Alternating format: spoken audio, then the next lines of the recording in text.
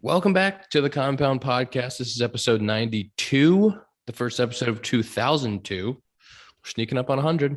I'm going to say it every time until we get there. I think at 100, we should throw a pizza party. Down. Stop. We have to stop. You said 2002. 2022. Just keep it. I think it's fun keeping this, and this was take 2 already because take 1 didn't work. If we laugh, and I won't be able to say anything. Oh, why does it say my internet stable? Fuck. This is a disaster. Am I frozen? 2022 is fucked.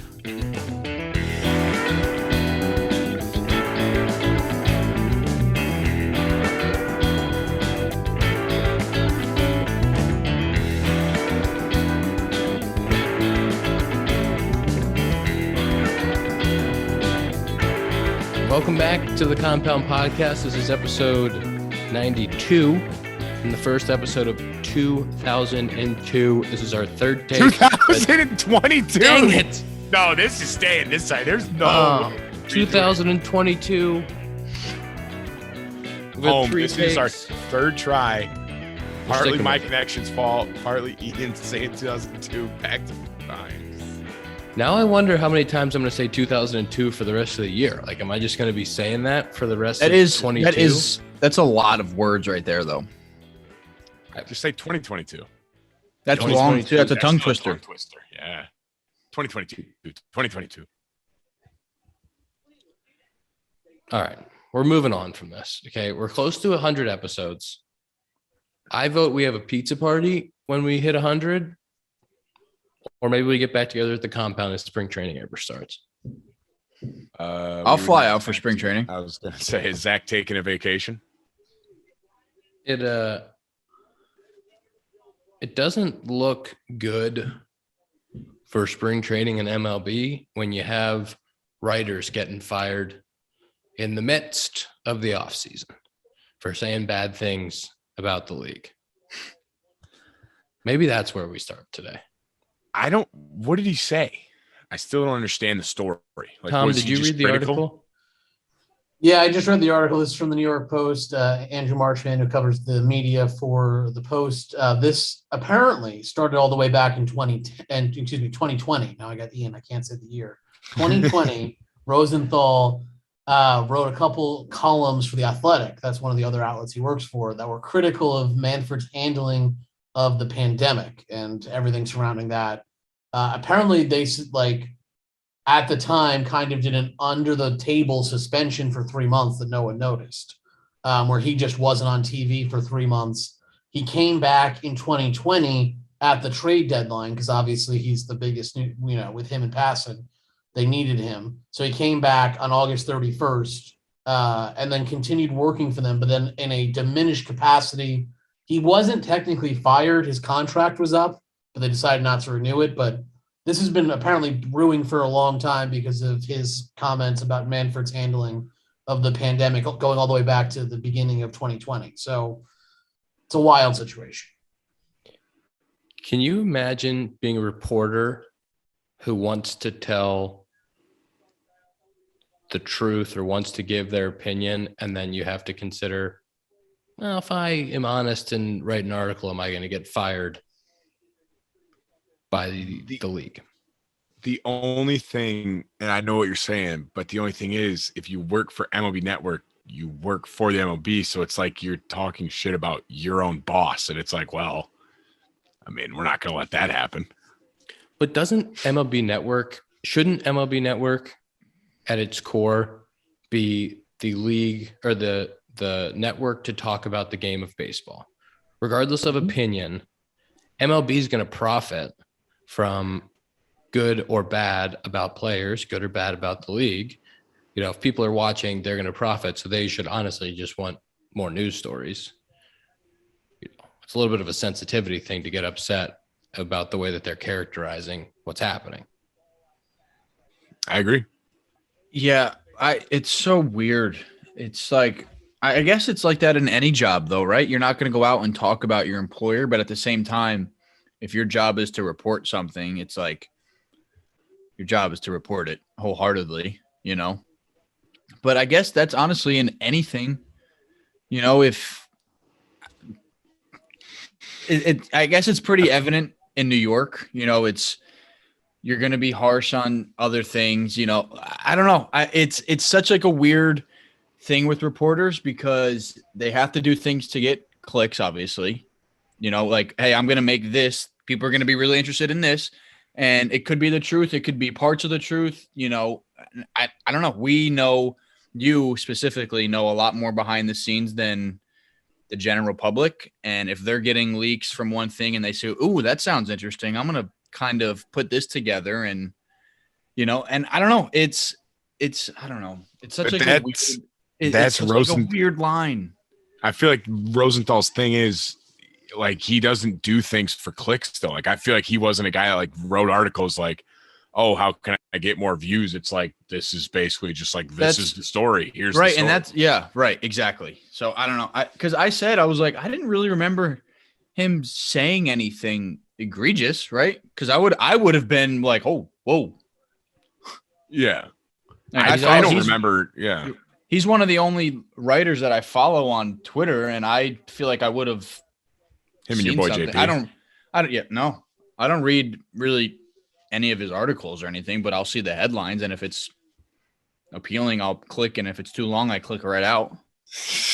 That's the thing. It doesn't matter the headline. If I open it and it's like a couple paragraphs, I'm like, someone will. He's always been one of the most high integrity guys in the game and well respected. And if you were scrolling through Twitter at any point today or in the last couple of hours since this came out, the support for him has been incredible. Mm-hmm. And the things that people are saying about MLB are not great. Not incredible. I think that's why he did it though, right? I mean, Rosenthal's in a unique position because he works for The Athletic and he works for Fox on TV, where this is like kind of his third gig and he doesn't need it. You know what I mean? Ken Rosenthal is an established name, an established brand.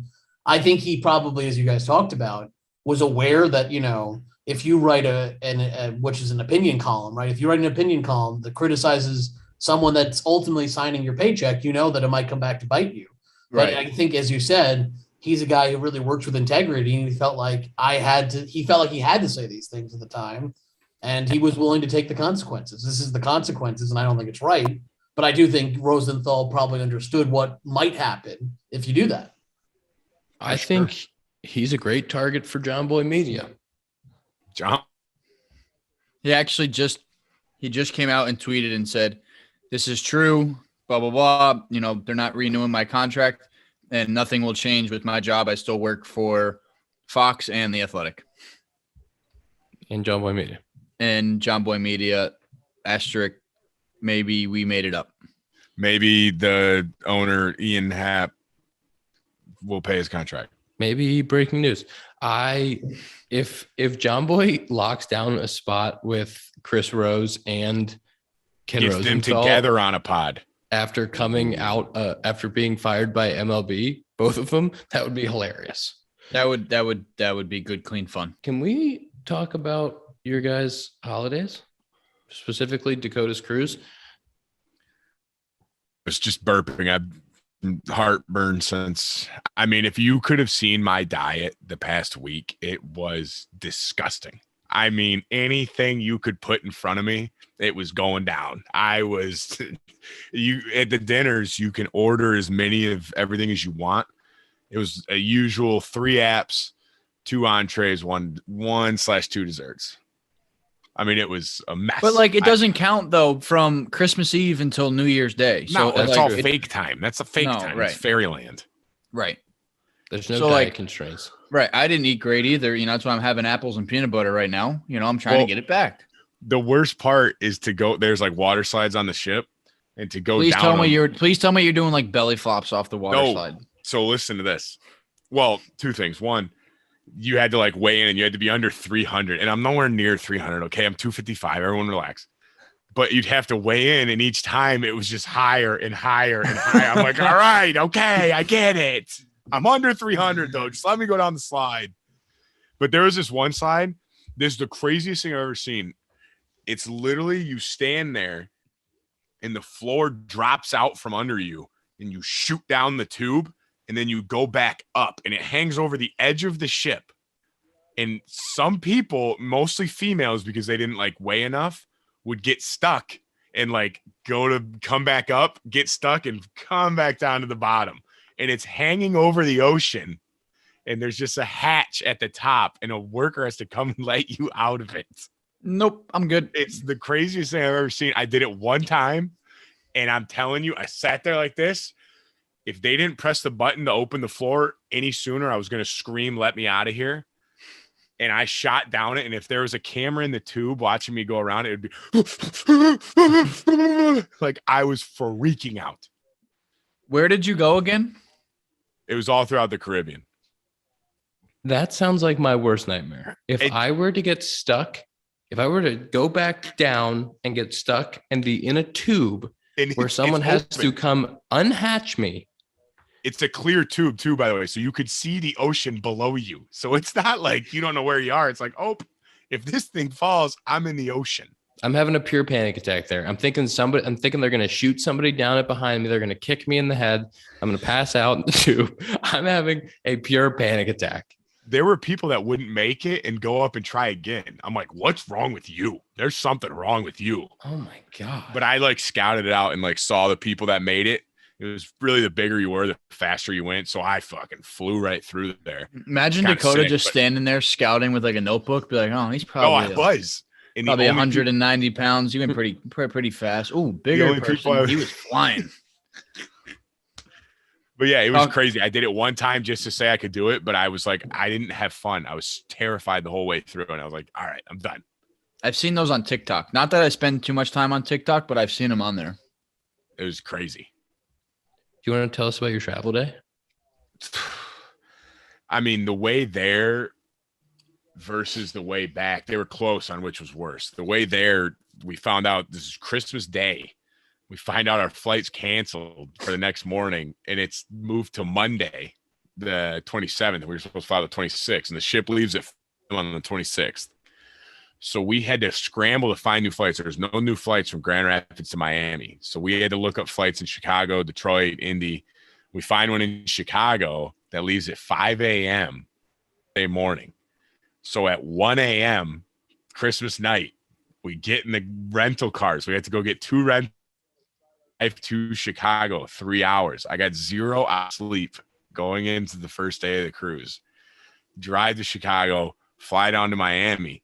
You get to Miami, it's another 5-hour process of literally 0 places to sit, standing in line, waiting to check in and get COVID tested.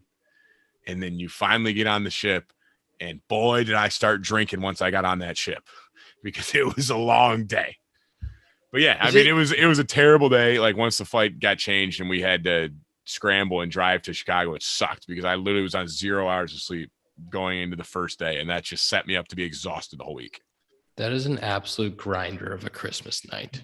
Yeah, that was all going on during Christmas. So it was but it was a blast. And then the way back was just, we got to the airport at like 10 a.m. and our flight wasn't until 5:30 p.m. So I didn't end up getting home until like 1 a.m. last night. And you're back on the pod today. Good dedication. And I'm back. Hey, no days off. We don't take days off here. But the cruise itself was fucking insane. I would recommend cruises to anyone that's never been on one. They are so much fun. You were one on what, 2 years ago? Yeah, that was the second one we went on. And it was, I mean, it's literally, you just eat and drink everything in sight for 7 straight days. And I mean, the head wasn't feeling great. The body was not feeling. I had to have gained 10 to 15 pounds of fat. Love that. Guess what? All in time for you to burn it right back off. That's true. That's right. Zach, how were your holidays there, big fella? They were good. Pretty low key. Went home for about a week or so because the gym or the training facility I'm at now had a few days off. So I was just like, you know what? I'm going to stay home, see some time with the brothers, the family, the dogs. I had a good gym and baseball workout set up at home. So it's all good. Nice and low key, and got back to where I am now yesterday. Did I see at one point a picture of the brothers together? You did. Yep, you did. We were home. Rare. Yeah. That's special. Yeah, it was. You know, the middle one. What did Avery get you? We went to the Jets. That's what it was. Yeah, we went to the Jets-Jags game the day after Christmas, which is fun. Boys had a blast. I saw my hero, Zach Wilson. Just you and Avery and Brady went, or your whole family? And then my dad. Too. Oh, yeah. That's what. So my mom is like, it's like a running joke in the house now. She's like, "Oh man, Jets are on. Wish I could have saw them in person." She wasn't invited. I mean, my mom, she doesn't. I mean, she'll watch just to pay attention to see what kind of mood we're going to be in if we're home. She'll keep an eye on it. She usually goes out because the Jets, always have the 1 o'clock slot. She'll always go out shopping from like 1 to 4, and she'll keep the phone or the game on her phone just to see what kind of mood we're going to be in when we get home. But that's about the extent. It's usually a pretty bad one then, huh? Hey, it's called a rebuild. What? It's called a rebuild. Which yesterday hurt. It's going better than the Jaguars rebuild. Yeah, what a disgrace.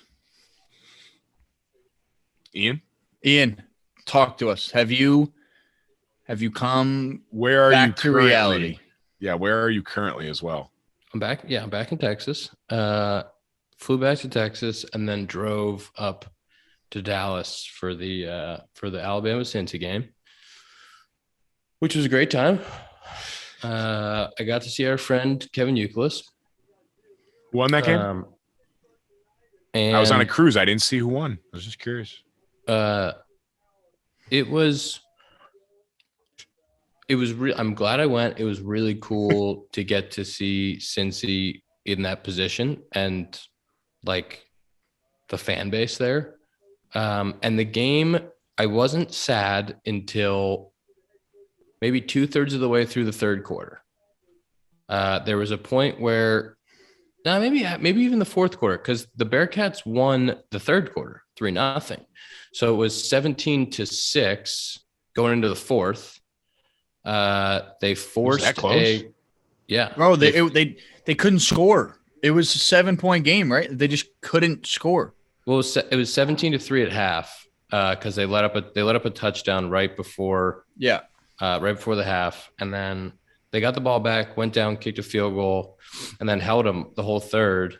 They just couldn't really move the ball, and then they forced interception either right at the beginning of the third or right at the end of the third or beginning of the fourth, and had great field position like on the 50, and it really looked like there was a chance they could at least make it a 1-score game, if not make it like a 4-point game. And so then that possession, they lost 15 yards and punted, and Alabama just ran it down their throats for the rest of the game. And it wasn't like, the final score was at 27-6 or something. It was, or 28-6, maybe it was the final score, 24? I think it was 27-6. 27-6, of course. Whatever the final score was, it didn't feel like it was out of hand. It didn't feel like they were really getting dominated. And except that fourth quarter, Alabama they handed off to their running backs, and they were just big humans running through tackles.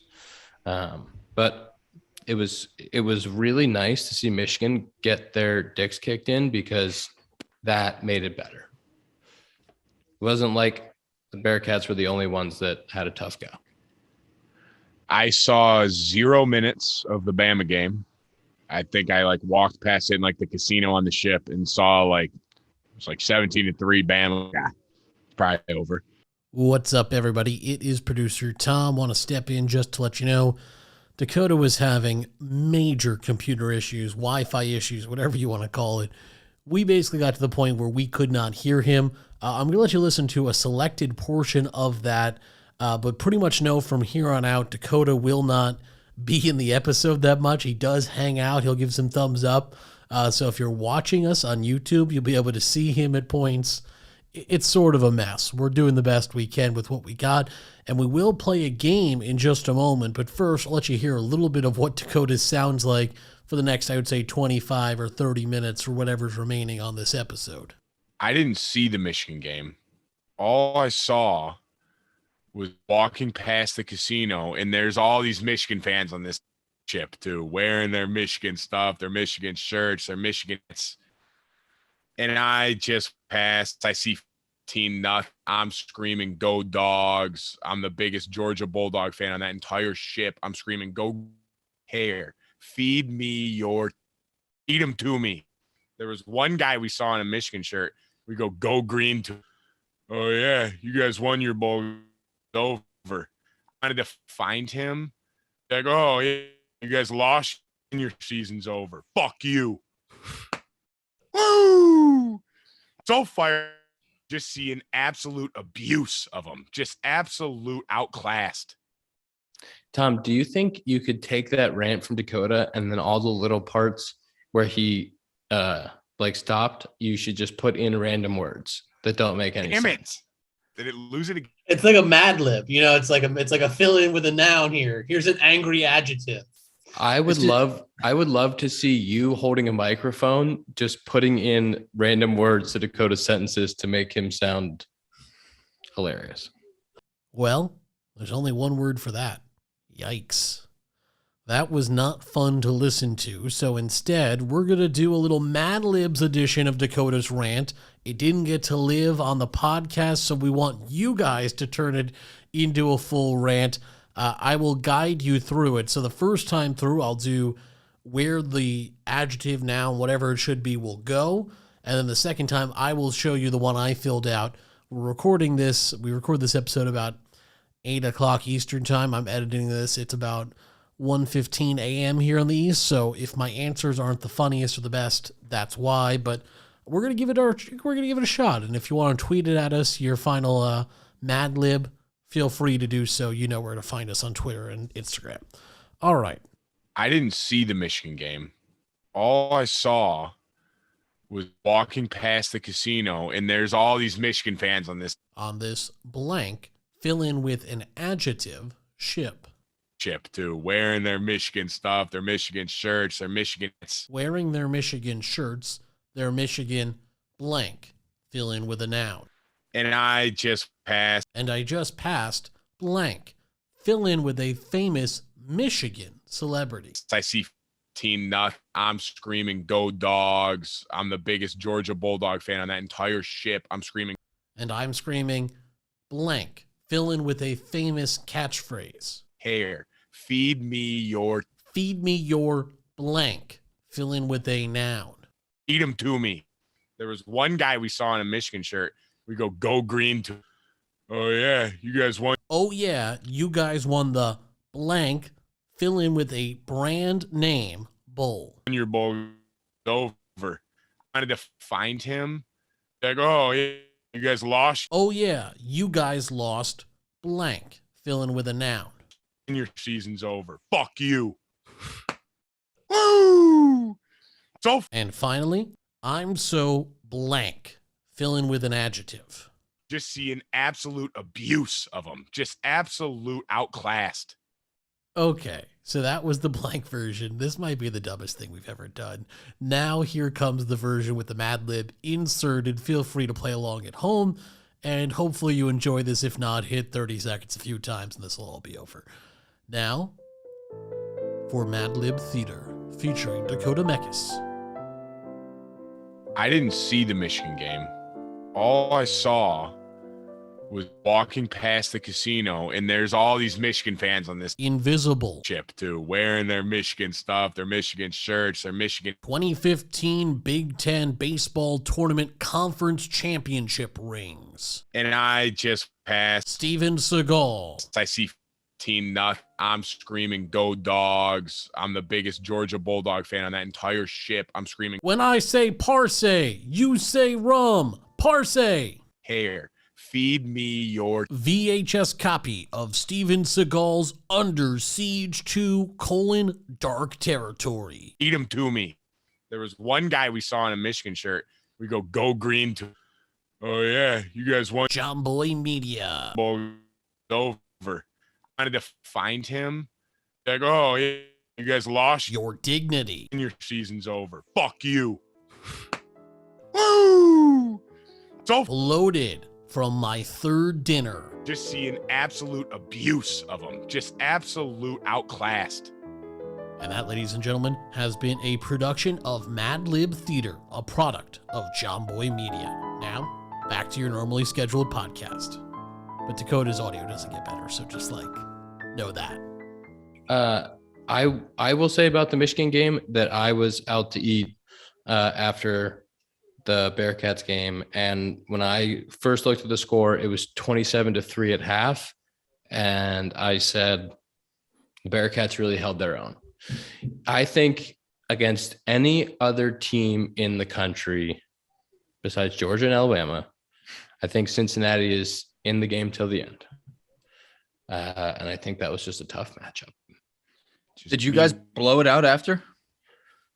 No, I didn't. I was, we ended up at a karaoke bar on New Year's, which was hilarious. And then we ended up at kind of a speakeasy after midnight for a couple hours. And that was the New Year's Eve for me. We went around the area in kind of Fort Worth where there's a Bottle Blonde and all kinds of those, whatever you'd see in Scottsdale. And I was like, that's a little much. Yeah. Not really what I'm going for tonight. They played at Arlington, right? Mm-hmm. We stayed in Fort Worth, though. We didn't stay in Dallas. Right. Did you see the new Ranger Stadium? From afar, I saw that. It's hilarious that they have AT&T, which looks like a fucking space. Like, dude, that's literally the only word for it, is that it looks like a spaceship. It's the biggest structure I've ever seen, and I can't imagine how big the hole in the ground was when they started building it, because it's fucking huge. It's a sick stadium and a great place to watch a game, and we had great seats, but I can't. It's hard to fathom. It's also crazy because everything around it is so flat, and then you just see this big ass, like, Sandy Cheeks' house in the middle of Bikini Bottom. Like, and where we stayed, the view when we played the Rangers, it was just, you literally are just looking at AT&T Stadium. You're just like, that is literally the biggest place ever. Did you stay in the hotel that's connected to the park? Yeah, the Lowe's, I think it was. And which is cool. You kind of have to walk through like the bar area, and it's like a closed place where you can walk, and like there's fans waiting out there and stuff. But we went out. I think we had an off day, or we got there in after a day game, and it was like that area. If that team was good, and if they make the play, well, I mean, now they're going to be ridiculous. That area is going to be so sick. You didn't get a chance to go over there, but I mean, it is so cool. Yeah, just seeing it from anyway, afar. Sorry, getting away from the stadium talk. Since you're the biggest Cincinnati Bearcats fan out there, did you get free tickets from the school? I did not. Not taking care of their alum. But I did. I sat in the alumni section as a dropout, which was nice of them.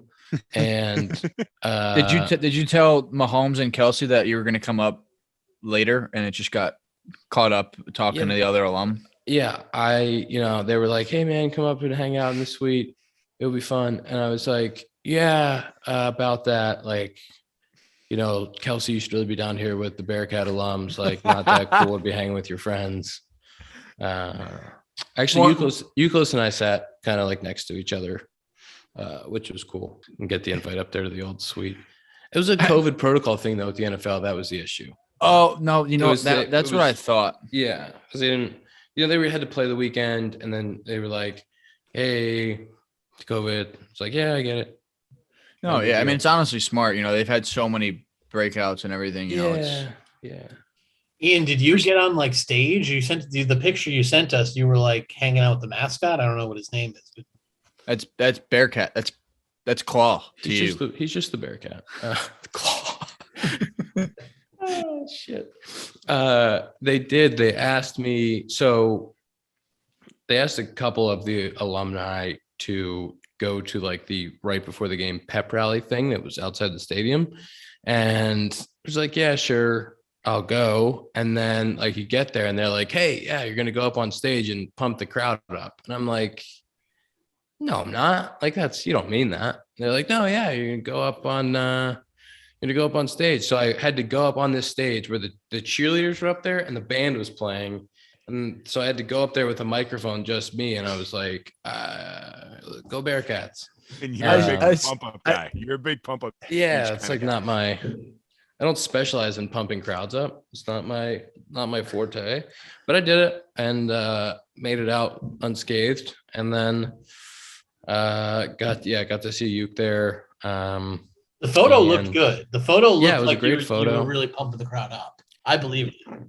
I was ready to run. I was ready to run through a wall after I saw the video on Twitter. You should have seen it. It was like they were knocking down the doors to get into the stadium to cheer for the Bearcats after that, and I felt pretty good about it. I almost painted my chest with Mr. Claw's claw all on my chest.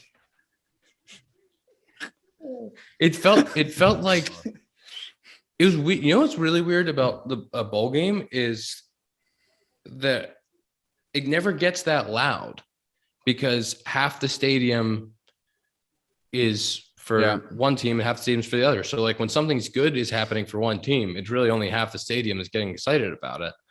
And so there was not really a point where I was like,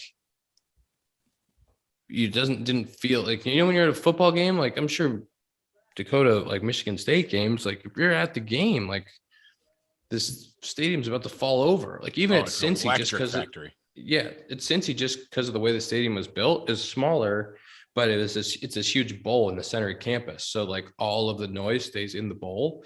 And like those games would get super loud. I've been to Ohio State games that get really loud. Like this game, you're like, it's not really ever that loud. No, Ohio State games they stink. Yeah, for sure, man. Ian, have you ever been to the airport? Which airport? Midway? Miami. Yes, I've been through Miami. Talk about it. Talk about a what?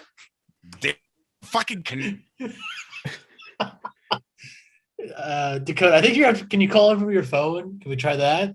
This is actually good. This is kind of good content. Yeah, maybe just turn your camera off and try to talk to us.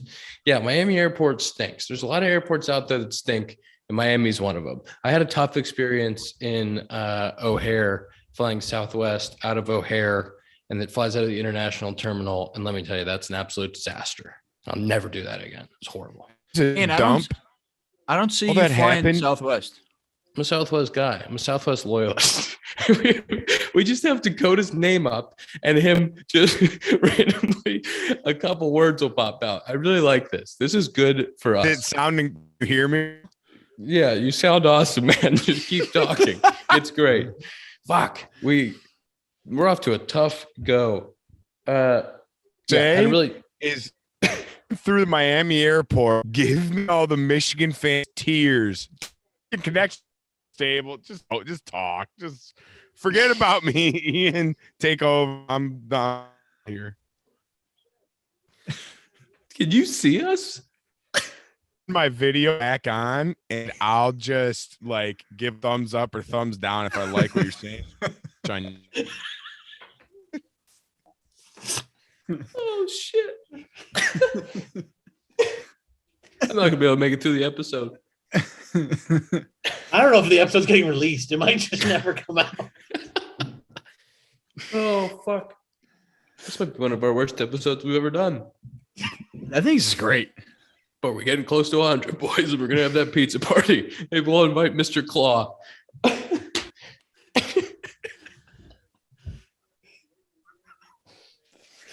Oh man, that's rich. That is rich. Dakota, if you have something to say, just text us in your response and we'll put it on the screen. Oh man. We need to move on, and we need to talk about some retirements.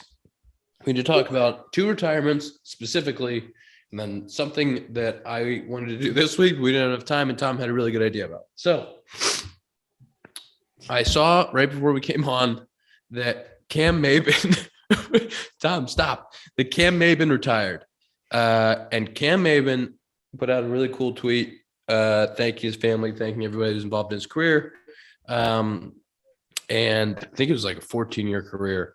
And that is special. It's really cool. He was one of the best teammates I've ever played with. We didn't get to play together that long, but I wish I would have had like a full year with him. I had 1 month and 20 because Zach got traded to the Tigers, and then a spring training. And he was to make that much of an impact in that short of a time just tells you how good of a teammate he was. I texted him. He texted me back within 3 seconds, which was really cool. And I think he needs a podcast on JOMBOY Media because I think he'd be a great podcaster. I was saying to you guys that he was a 2019 Yankee, and that's one of my favorite Yankee teams. I was working there at the time, and the impact that, as you said, like for a guy that he came in, I think middle of April, they had all the injuries, Stan, Judge, everyone else. He made such a big impact on that Yankee team, and he's the guy you saw. He played the number of different teams he played for. I think every single one of those fan bases would talk about how much they loved Cameron Maybin. He's one of those guys that no matter where he went, he was just a popular guy who brought energy and brought defense and was a really good hitter in his prime as well.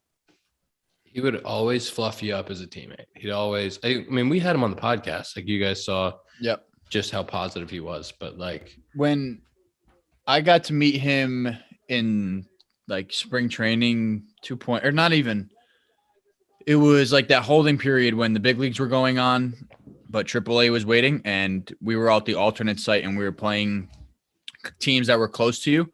And obviously we were traded for each other, and just talking, because this was after he came on the podcast, and just talking to him in person. And I mean, he was legitimately the same exact person he was on the podcast and then in person, like legitimately the same guy, fluffing you up, just getting to know you. He was genuinely interested in conversation. It wasn't just like, hey, nice to meet you. It's pretty cool. We're traded for each other. See you later. It was like asking questions, really interested in what was going on. If there was guys in front of me, if there was any chance I was going up, and it was just like, it's pretty fucking cool right here. Like you guys said, he's been around forever and well respected around the league. For a dude in his 14th year, being in AAA, probably a little bit salty to take the time to have like a real genuine conversation and still be like as enthusiastic and I'm sure bubbly as he is as a person. It's like pretty impressive. I'm scared to talk because I don't know if you can hear me or not, but he was an awesome teammate in Iowa for the time we had. If that all came out clearly through the mic. Which is crazy because like he kept such a positive attitude when he's like, he's got kids, he's away from his family at the end of his career, and like he kept, he wasn't like always happy about it. It wasn't always perfect, but like pretty amazing that he was still like considered a great teammate in AAA, because how easy would it be to be salty down there? Oh yeah. And then moving on from Cam and his awesome career, Kyle Seager retiring through a tweet from his wife, I believe. Is that correct? You look up his numbers. He's got some sneaky numbers. 240-ish career homers.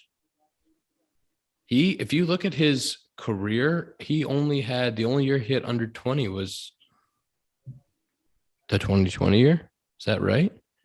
He had 20 plus homers, like 9 out of 10 years or 11 out of 12 years or some shit. It's kind of crazy. He was obviously always just shadowed by Corey Seager, but like you said, he is legitimately one of the most underrated players like of our generation. He signed a sneaky deal because it was in Seattle, and Seattle hasn't made the playoffs for 20 years. He was also one guy that played his whole career in Seattle and never played in the playoffs. Right. Which was kind of like a crazy thing. But I remember because he signed that deal maybe when I was going through the draft process, talking to agents, and he hit 20 homers for like 2 or 3 or 4 straight years and signed that deal just because of the consistency and the production. He signed like a 7 for 100. And, he was, if you look at his lines, man, he's super consistent, super consistent. And just a really impressive, underrated career. And I had the idea that next week we should do a all underrated team. Well, I wanted to do it this week. It was too short notice. So we're going to do it next week. All underrated team. Do they have to be done playing or can they still be playing? I think both. I think they need to have a couple of years, maybe like 3 years in the majors. No, more. You have to have, 5? Let's say like, is 10 too many years? I want it to be guys that had like careers. Maybe 7. Split the difference. All right. Say at least 7 years of a career. That's a lot of research. Can also be retired. I was going to say, I'm going to be honest with you. I don't think I'll be checking the number of years, but if there's like, I give you can't be a guy that I'm not talking. Just go. I'm not here anymore. It can't be a guy that's it can't be a guy that's just played a couple years, or it has to be somebody who's had a full career, and you're looking back and going like, that guy's had an awesome career and people aren't appreciating it enough. Yes, I agree. And Kyle Seager's going to be my starting third base. I would like, and as we talk about, and we would like fan opinions on this. Yeah, I was going to say, right. So we can talk about it. That's what we want. Dakota approves. Good. I would like to read this tweet that I saw from Foolish Baseball about, and it reminds me of some underrated players. Longest active streak of 100 OPS plus or greater seasons. So every season they've had 100 OPS plus or better, which means they're an above league average hitter every year. They've never dipped below it. Nelson Cruz since 2008. That's a long fucking time. That is ridiculous, dude. All right, he's the longest. I'm actually going to go in reverse order now. I was going to say, yeah, please. 2012 till present. Trout, Weird. Harper, Yasmani Grandal, and Anthony Rizzo. Tony. 2011 till present. Goldschmidt and Freeman. 2010 till present. Stanton. What? 2000, and he hasn't been healthy, so I would say that Freeman, Goldschmidt, a lot of those guys have been very healthy, with the exception of Trout a little bit. Stanton hasn't been all that healthy, but 2010 till still very, very impressive, and I'm not discounting it because it's amazing. 2009, Andrew McCutchen. Put him on the all underrated team. Put that name down. I'm gonna won an MVP. He did win an MVP, and people forget about that. Thank you for that that sketchy comment you just made. I would say it's almost a full complete sentence. Yeah. People forget that he won an MVP. People forget how good he was because he's playing left field for the Phillies and still having 100 OPS plus every year. He's a good player. He's a really good player. People forget that. I don't know that Nelson Cruz is necessarily on the underrated list, but 2008 until present that's a fucking streak. I feel like with him, it's more of like, holy shit, he's still doing it, and it's like, holy shit, he's still doing it at a really high level. That's fucking amazing. I don't think he's underrated. I think it's more like I don't know. Underrated is the right word. I mean, he was in Minnesota for, was it only, how long was he about all the teams he played for? That's what I'm trying to say. Like he's been with so many teams, so it's not like a fan base is out there screaming for him,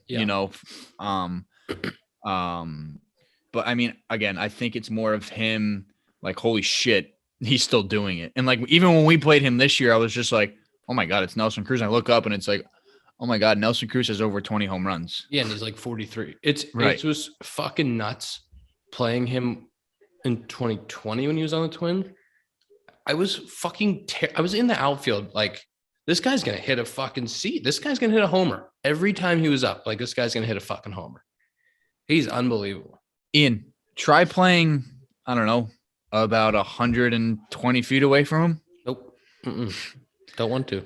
He's a big man. He is a big bro. He is so big, and he's the nicest guy, though. Whenever he'd get to second base, he would always ask how you were doing. And I don't know if that's just, I don't know. It goes. He's getting better too. I mean, he's a guy. He had a 104 OPS plus season in 2012. Since then, 124, 137, 159, 147, 149, 135, 168, 171, And at the age of 40, how about a little 130 OPS plus season? I mean, dude's just been incredible. That's right. Yeah. Does it surprise you that more names aren't on that list since 2012? I thought Donaldson might be on there. Ooh. But he's not. I think there's a lot like 2012. That's guys that have 10 years in the league, right? Is that the right number? Not. Or this will be their 10th year, maybe. I think this would be their 10th, right? Yeah. Or they just got to 10, something like that. I don't know, Depending 9 on or 10 service years. time and depending on whatever. It's they've played 10 seasons. Who knows how much service time they have because it's been manipulated forever. But there's only 4 dudes to do it every year, and 2 of them are Trout and Harper. It's crazy. That Honestly, 100 OPS dude, plus thing, it's not easy. People and fans and people take it for granted. They're like, that guy stinks. It's like, that's well, what I you was gotta- going to say, to Dakota's comment, Bryce Harper, yeah, he won an MVP, but it's like that guy gets some of the most like scrutiny in the league. I mean, wasn't he voted the most overrated player by the players a couple years ago? I think that was Right.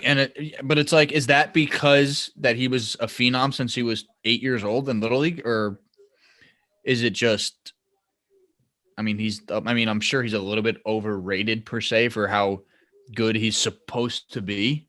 It's because like- he was supposed to be the Tiger Woods of baseball. And That's he's what I'm just saying. been, So, really, okay. really good. Right. So that's what I'm saying. It's like, oh, you're not winning MVP every year. Yeah, you're overrated. Yeah, it's not fair to comp anybody to Barry Bonds. It's not fair to be Right. like, why aren't you as good as Barry Bonds? Why aren't you? It's like if a golfer came up, I think we have as a generation have that same thing with whether it's Rory or Jason Day or any of these dudes that came up, Justin Thomas, any of these dudes that came up after Tiger.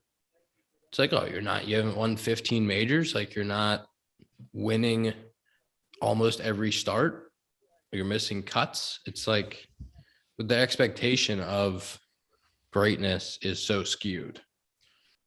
By the way, Donaldson every year since 2013. 2012, he played 75 games and had a 91, but every year since then. So, Did you guys see the Barry Bonds stat?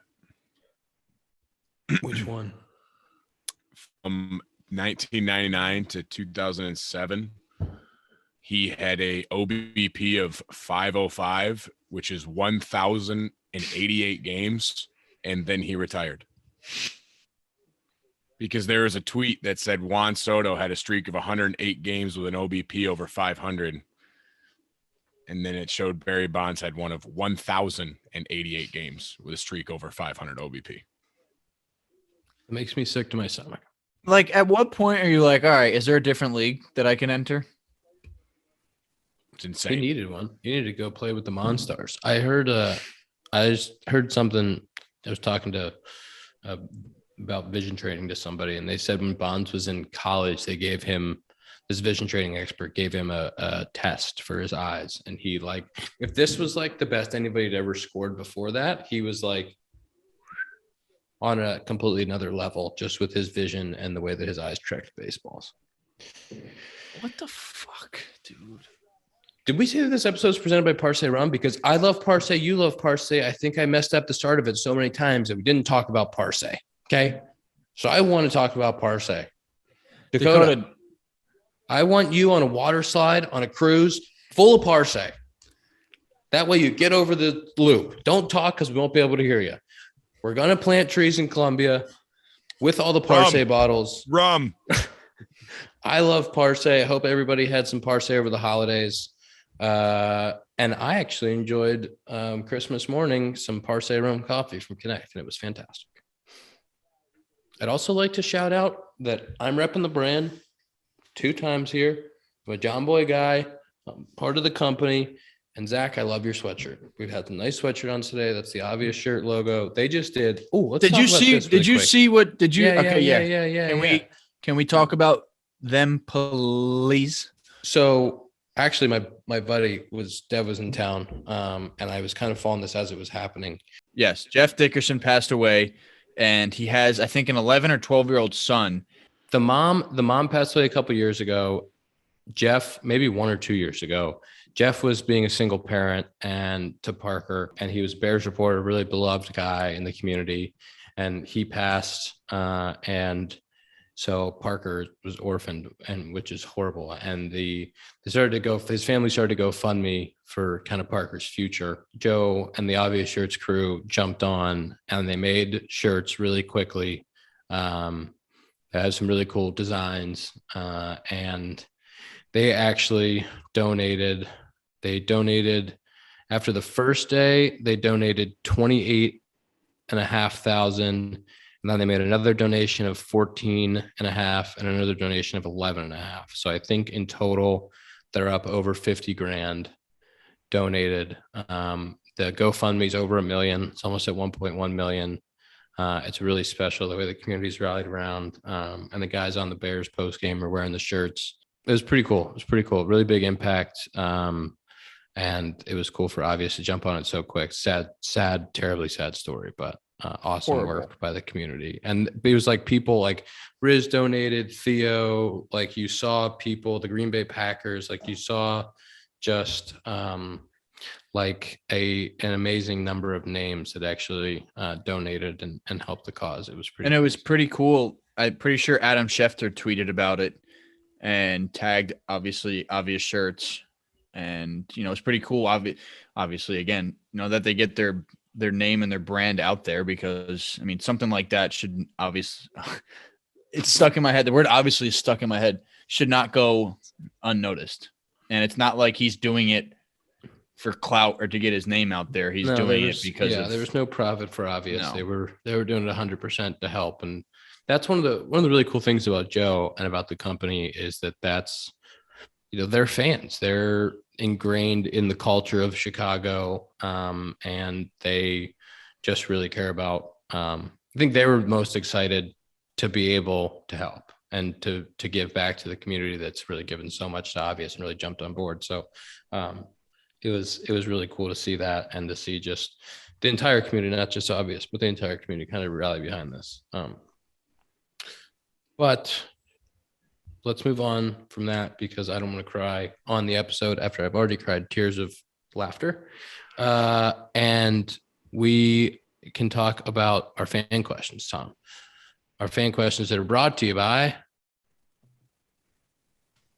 Manscaped. They're brought to you by Manscaped. And I'm pulling this up because I want to talk about Manscaped. What cool things is Manscaped doing in 2022? That is the real question. That is the real question. The Performance Package 4.0, brand new ultra premium body wash. Is it body wash for your whole body or just for down there? That's what you got to ask yourself. I don't know, but if you buy it, they'll tell you. Find out Signature Lawnmower 4.0. Wow, electric trimmer. Do you guys still use your Manscaped tools? They give so many products. Yes, I'm still kind of filing through of what I want to use every day or all the time. Yeah, because there's like washes and deodorants and there's all kinds of things. It's really an exploration. I agree. You're like Christopher Columbus down there with your Manscaped. It's unbelievable. Let's get to the fan questions presented by Manscaped. Dakota can't talk, and this isn't for the fans, but I know he's got a Manscaped shirt he loves to wear. So not only do they give that, they give everything. I do. I wear it all the time. Do you wear it while you Manscape? Yes, it's the only way it feels right. Give us the first fan question. Very quickly, don't forget to use 20% off. You get 20% off when you use code COMPOUND at manscaped.com. So 20% off and free shipping with code COMPOUND at manscaped.com. So I think Thank you, Tom. Thank you for putting that in there. I will say it 6 more times as we go. First fan question presented by Manscaped. Code COMPOUND for 20% off and free shipping. Go. This person tweeted directly at me, which was kind of a workaround, but I respected them finding my Twitter handle and tweeting at me. So I'm not going to recommend people do that, but I will give them this question. This is for Ian, since we talked a lot about Cincinnati. Ian, what is your go-to Skyline chili order? Listen, I don't want to upset people. I had a feeling I might go this way. This is presented by Manscaped, 20% off. I don't want to upset people, but I don't fancy Skyline chili. I'm not a Skyline chili guy. It's kind of a crazy concept. It's spaghetti with chili on top, and it doesn't make a lot of sense. To me, it sounds like a shit waiting to happen, and I've tried it, can't get behind it. And they also do the hot dogs with the chili on top. Not a big hot dog guy, so I'm just a little bit out on Skyline chili. People from Cincy might not like to hear that, but not my thing. And also, the chili is like cinnamon, and it's a very weird sort of chili. Yeah, it's not it really is. like a traditional chili. No, it's not. It's more of like a meat sauce on top of a pasta that has cinnamon, but also beans. Yeah, that's fair. Next question. All right. I'm good on that. 20% off. Code compound Manscaped. This one actually came from my dad. He's been listening the last couple of weeks. I went home. He wanted to get a fan question, and he said if I didn't get a fan question from him, then he was going to be upset. A lot of workarounds for you, Tom. People are going straight to Tom to get on the pod. He wanted to know what was the most satisfying victory of your guys' career. Could be in Little League, high school, college, whatever. What's the game that sticks out to you as the game that was the most satisfying win you ever had? I'm going to go away from the big leagues, and I'm going to go to high school. My senior year of high school, we were in the first round of the playoffs, and we were playing the number 1 seed. I'm pretty sure they were undefeated. They had some kids going to school places. One of the kids won the MVP of the league, which is crazy because I raked. And I had a good game offensively. I think I homered a double maybe, but I came in to close out the game because I was the closer, throwing sidearm, nasty. And I blew a heater by their leadoff hitter to punch him out, gave the Tiger Woods fist pump.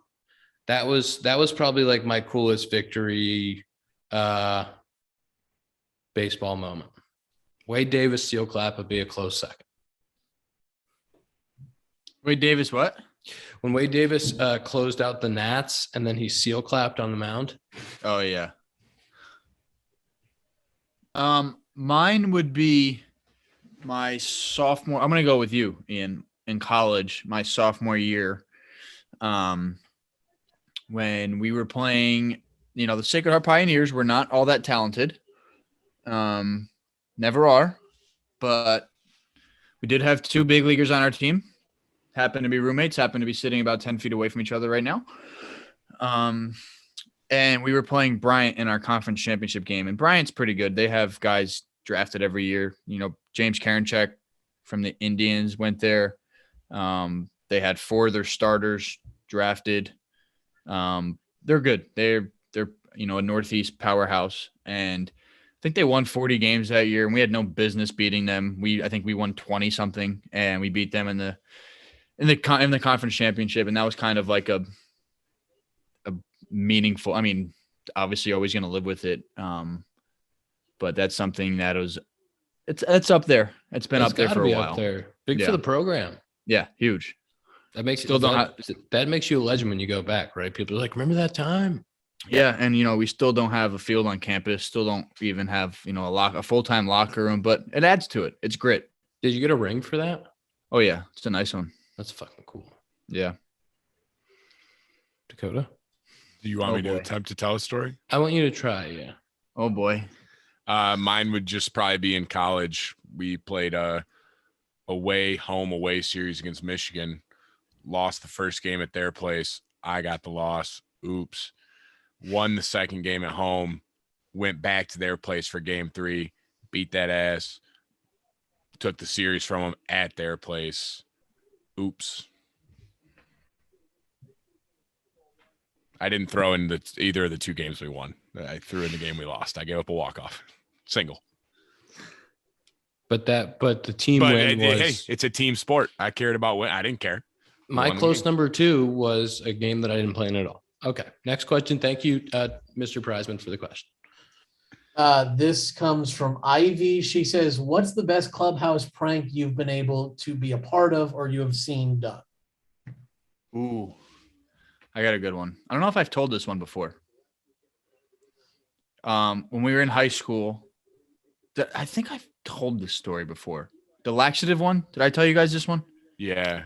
I don't know if you said it on here though, but you tell it again. We have new fans every week. Okay.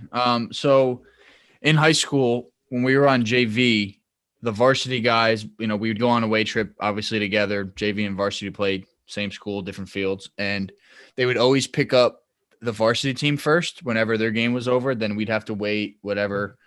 And they would always, when we get on the bus or when they would get on the bus before our game was over, they would steal our sandwiches, that we have for after the game that we bring before the game. So on the way home from your hour and a half drive, you're eating. And we were like, you know what? Fuck this. This is bullshit. And one day we were just like, what if we put laxatives in the sandwiches and we didn't tell somebody? And we were like, wait, that's kind of an incredible idea. And so the next one, like that whole bus ride, we're dying laughing because we thought it would kick in within like 5 minutes and they would have to be shitting all on the bus. So we're like, oh my God, we're doing it. And we loaded this one sandwich up and somebody took it, and it happened to be like my best friend at the time's brother. So I kind of felt horrible, but at the same time, I really didn't. And he ate it. He didn't believe us. We were just like, all right, you just wait. And then he had to miss like 3 days of school from it. One of the teachers wanted us like not arrested, but like suspended. And our coach was just like, the varsity coach, not even the JV coach, looked at the AD and the teacher. And she was like, shouldn't be stealing their shit. Tough luck. And I think that was the last time anybody ever stole any sandwiches from JV. Can you imagine shitting for 3 days? He had to miss like one of the biggest finals too. It was I felt bad. It was literally my best friend at the time's older brother. And I was just sorry, man. That's tough. Dakota, do you have a good one? I mean, not really. I mean, Zach, you were there when we froze someone's cleats. I was also there. Yeah. Oh, that's right. Ian was there. I mean, that was really about it. But that one. Tell the story with no names.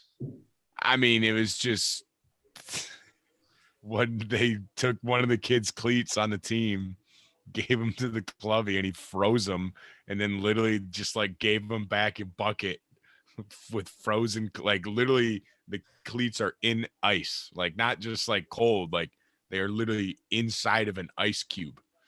And it was I mean, I would have been pissed. I would have been like, well, whoever did this, you're buying me some new cleats. Like, haha, hope it's funny. The best one that this is probably the best one that I've ever been there for that I can think about the top of my head. I have one really good one that was before my Cub time. I will tell them both, and this will be our last question, and then we'll wrap it up. But the best one that I saw without names was we had a new staff member who was just kind of early in his career. He was wearing sweatpants. They were like Lululemon sweatpants, but they were sweatpants onto the team flights. They weren't shirts. It was I think it was pants. I'm like 95% sure it was pants. But they were wearing these sweatpants onto the flights, and the vets didn't appreciate it. Because you got to wear slacks or jeans, and you got to be a little bit more professional. And so I will not say who it was, but somebody took scissors to the pants and cut them up, said, gonna have to find some better pants to wear on the plane. Yeah, that happened to somebody on our team this year too. Very similar. There was a replacement of all the pants, but it was a good lesson in wearing the right things on the plane. Now, the old school story I have that's fantastic. There was a young bat boy with the Cubbies. This is a number of years ago. It was a young bat boy with the Cubbies, and the older guys decided to play a prank on him, where they started to tell him early in the season that there were tryouts for the All-Star Game Bat Boy, that there were scouts in the stands coming and evaluating Bat Boy performance. And whoever was the best Bat Boy in the league was going to get to go and represent the team in the All-Star Game, be the All-Star Game Bat Boy. So every day they would like remind this kid, and he was fucking sprinting to and from to get every bat. And it was, they kept the shtick going for like the whole, like a month or two leading up to the All-Star Game. And they wrote a whole letter. They got everybody on board. Like they wrote a whole letter and said, like, congratulations, you've been accepted to be they did the whole shtick. And finally, one of the guys on the team told him, like, hey man, they're fucking with you. But that the guy who was the ringleader of it bought him tickets to the All-Star game. He ended up getting to go. And like, but if you hear the story from the person, like the whole thing, absolutely unbelievable. And everybody knew they kept the shtick going like for 2 months. Can you imagine that? Imagine being on a team where everyone's like, yeah, man, you're going to be the All-Star game bat boy. That's awesome. At that point, you have to buy him tickets to the game. Yeah. I was going to say, because I was all on board in this until they said, like, you get to go to the All-Star game. And I was like, fuck, that's mean. Well, can you imagine if he was working the whole day and they were just like, no, we're just fucking with you. There's no All-Star game bat. Well, I'm saying until they wrote in the letter, I was like, all right, he better get something out of this. That was a really, really good one. The guys that thought of that and like kept it going. That must have been so much fun every day. Come to the park. I feel like you could get somebody now with that without like a All-Star game. Like if you're in AAA or something, I mean, you have kids as bat boys. You could be like, hey man, I heard there's a prize or like there's a monetary value if you're really good bat boys, people watching. Bat boy of the year. Yeah, at the end of the year, they'll give them something. I feel like that'd actually be incredible. You should use that one. You're saying I'm going to be in AAA, man? No, I'm saying you should use it with the Go Tigers. Can we just talk really quick about Manscaped code compound for 20% off? Is it code compound or JOMBOY? Can we compound? Come on, compound 20% off. Code compound 20% off. Free shipping. Okay, Manscaped. Everybody relax. Also, my right in front sweatshirt, of you. JOMBOY, it's awesome. His sweatshirt, Avi shirt, it's awesome. Repping the brand. Don't forget about Parse, okay? When I say Parse, you say Rum. Let's do screen time really quick and let the people go. People forget that Andrew McCutcheon, 2009 till present, OPS plus over 100. Pretty impressive. Next week, we need all of you to tweet and directly at Tom. Not directly at me. Directly at Tom. Tweet directly at Tom. Also, you can tweet to the compound. And maybe you can tweet at Parse about the all underrated team. But they have to have played almost a full career. Who's got screen time? Who's got screen time? Who's ready? 5 hours and 57 minutes. I fricked up. I really fricked up. Mine was good last week. It was down 68% from the week before last week. Wait, can we talk about what Dakota did for our snap streaks really quick, Ian, before you you go? Go ahead. Dakota had somebody sign into his thing so he could snap us every morning because he was on a cruise. That's called determination. My buddy Marty, because I have a streak with him too. So I just send him my login info and he would send one to himself and to Zach because I have streaks with them that are over. I was so confused. I was so confused until I like actually thought about it. And I was like, how is this dude driving on an island somewhere? That's really pro. I mean, it's over 1,700 days. I wouldn't do it if it was like a 50-day streak, but I'm like, all right, me and Zach have had this since we've known each other. So it's kind of. Yep. My screen time today was 7 hours, 3 minutes. I don't want to talk about it. I didn't have internet for a week. So. Tom? 549. I have to explain mine, okay? Because. Is it higher than mine? Yes. I have to explain it. Okay, I don't think we have excuses on screen time. I know there's no excuses to screen time, but I just got to tell the people what happened. Okay. Mine's 7:15. Wow. And an hour behind. Oh my god. But I have to explain that as I was working out today, the boys from Talking Baseball went live. You can't close your phone when it's live on YouTube. So I was listening to it while I was working out with my phone face down. Company guy. He's a company guy. I mean, imagine thinking that's an excuse. Like I'm a company guy. That's about an hour. And then Jay Hayes sent me a YouTube video about crypto that was an hour and a half. And I was putting on the putting green. I mean, I was aren't putting on the excuses. putting green, and I had it in my back pocket as I listened to it. So my phone was open the whole time because it was on the YouTube. Okay, so it was a high screen time, but it was productive. It was productivity. Okay, it's productivity. Well, what was Zach's? 557. So I'm the low man for the first time ever. Low man over 5 is pretty. That's pretty bad. That's guys. bad by all of us, guys. We all did not great. That's I a mean, tough dude, one. it's the winter. What do you expect? What do you expect? Hey, I'll tell you what. It was kind of nice last week. Like I bet. I had Yeah, screen no time shit. days It of was nice. You're in the fucking Caribbean. I'm saying I probably had screen time days of the only time I looked at my phone was to take pictures because I had no internet, so I couldn't do anything. So it's like It's free. It's a freeing experience. it's nice. That's episode 92 of the Compound Podcast presented by Parse Rum. Rum. One step closer to 100. One step closer to Compound. 100. Go to Code Binny's. Compound It's at cold in the Manscaped. north. Get yourself some Parse and warm it up. We should What- get Grimaldi's to sponsor our 100th episode. Wow. That's an idea. There's a Grimaldi's here. I'll go in tomorrow and I'll ask. Ian, what's the code they use at Manscaped? Manscaped, it's compound 20% off plus free shipping. Also, don't forget about Parse. We'll see you next week. Maybe we'll have a guest. But seriously, tweet us about the Harry had a matey. Who knows? tweet us about the underrated players. See you next week.